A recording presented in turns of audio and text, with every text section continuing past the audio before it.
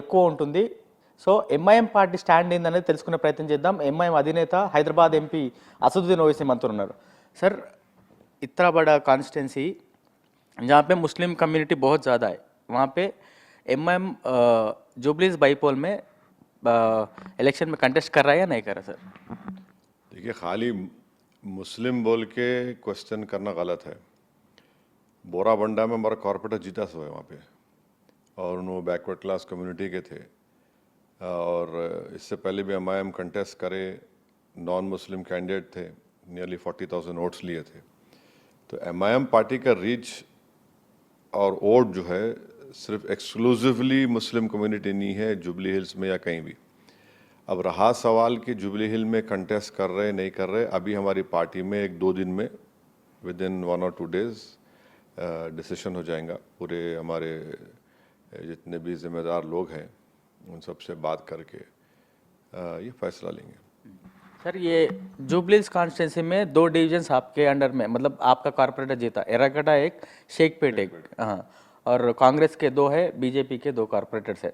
ये कम्युनिटी देखे तो आप दूसरे पार्टी को, मतलब कांग्रेस को सपोर्ट दे रहे बोल के बाहर कुछ रूमर्स चल रहे, नहीं एमआईएम अगर कंटेस्ट करे तो सिचुएशन कैसा रहता समझ रहे सर?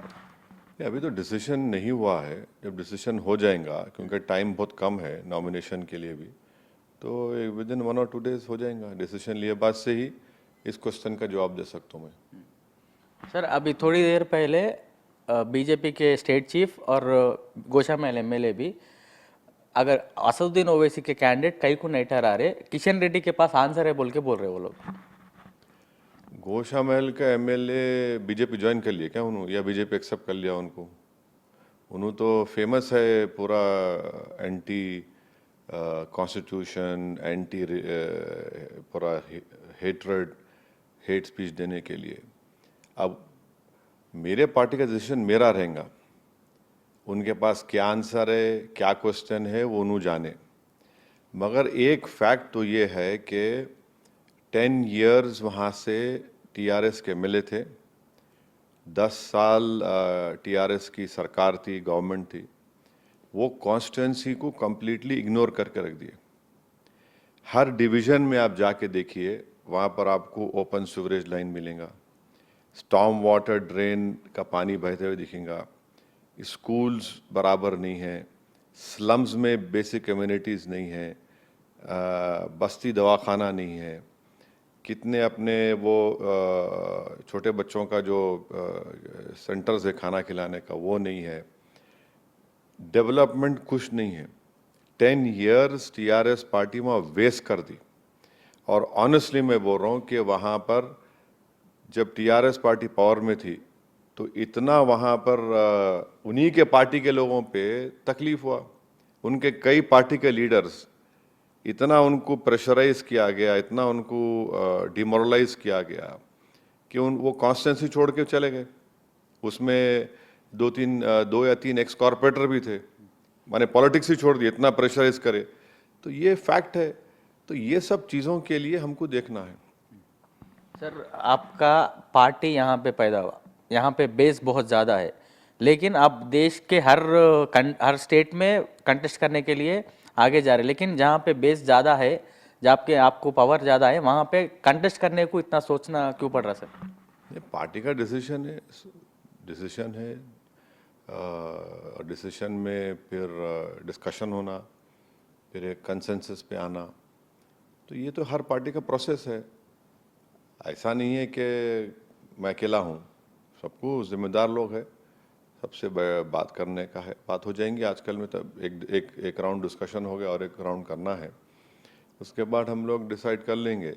जहाँ तक पार्टी एक्सपेंशन का है तो नेचुरल है, हर पॉलिटिकल पार्टी चाहती है कि अपना उनका स्प्रेड हो, उनकी पार्टी स्ट्रेंथन हो, तो नॉर्मल है, ऐसा कोई नई बात नहीं है। सर, अब हैदराबाद में, मतलब जुबलीज कॉन्स्टिट्यूंसी थोड़ा इम्पोर्टेंट, बहुत बड़े लोग ज़्यादा रहते, गरीबा भी बहुत ज़्यादा रहते वहाँ पे, लेकिन जो कैंडिडेट कांग्रेस ठहराया नवीन यादव, आपके पार्टी में थे, आपके पार्टी से कंटेस्ट भी करे, अब आपके पार्टी से बाहर निकल गए। इफ़ एट ऑल आपका डिसीजन कंप्लीटली नहीं हुआ, इफ़ एट ऑल आप कांग्रेस को सपोर्ट करना चाह रहे, नवीन यादव है वहाँ पे सपोर्ट करने से। नहीं, अब उन हमारे पार्टी में नहीं है, हमारे पार्टी में नहीं है, उन्होंने कोई दूसरी पार्टी में है और उन्होंने उस पार्टी में वहाँ काम कर रहे, वो पार्टी उनको कैंडिडेट बनाई, तो वो उनका डिसीजन है। हमारा डिसीजन अभी 1-2 दिन में आ जाएगा।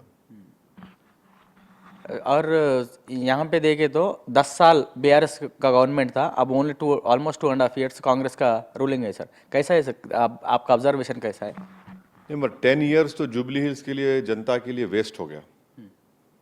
वहाँ पे गवर्नमेंट में रह के भी चीफ मिनिस्टर उनका, म्यूनसिपल एडमिनिस्ट्रेशन मिनिस्टर उनका, मगर उन्होंने जुबली हिल्स को डेवलप नहीं कर सके।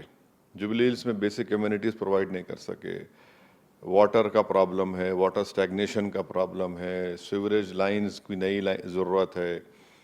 अपना एरागड्डा में इतना बड़ा हॉस्पिटल का लैंड है, उसको यूटिलाइज कर सकते थे, टेमरिस के स्कूल्स खोल सकते थे। ये सब बातें हम लोग बोले हैं, ऐसा नहीं बोल के नहीं, मगर कंप्लीट वेस्ट हुआ और वो इनजस्टिस हुआ जुबली हिल्स की जनता के लिए, जुबली हिल्स के वोटर्स के लिए।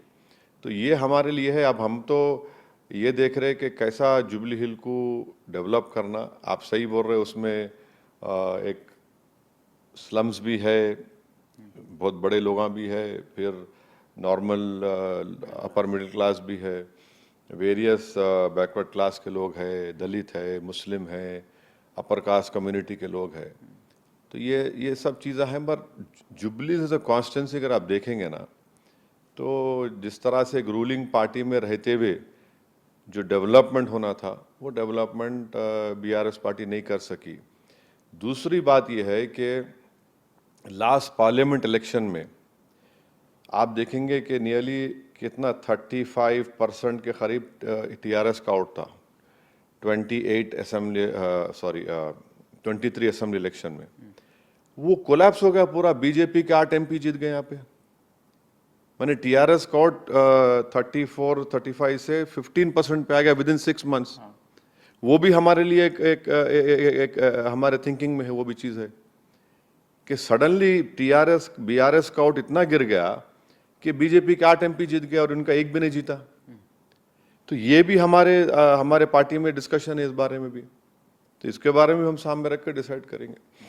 सर, आप ये आंसर देने के बाद, सुनने के बाद एक क्वेश्चन रेज होता बहुत जने को, दूसरे स्टेट्स में बीजेपी को पॉजिटिव होने के लिए असदुद्दीन ओवैसी एक कैंडिडेट को ठहराते, लेकिन यहाँ जहाँ पे अब हैदराबाद में कांग्रेस को कैसा सपोर्ट कर सकते, एक क्वेश्चन।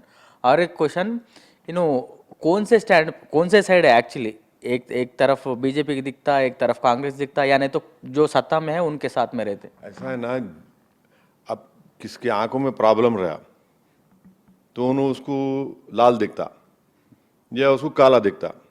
अब उसके आंखों का इलाज तो मैं नहीं कर सकता, तो नंबर लगाना है नक्की। हमारे को जो दिख रहा हम बोल रहे हैं आपको, वो क्या है। वाइस प्रेसिडेंट का इलेक्शन हुआ, मैं एक ही एमपी हूँ, किसको वोट दिया मैं?